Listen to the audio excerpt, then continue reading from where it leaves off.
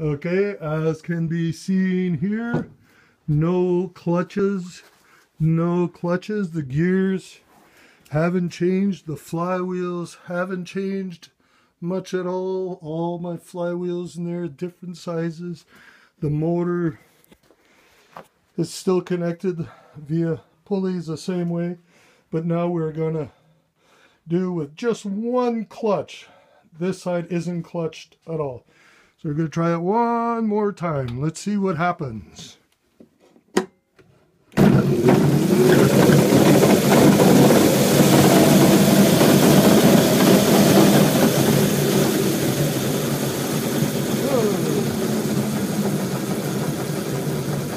What happened there? The motor. The motor kicked out.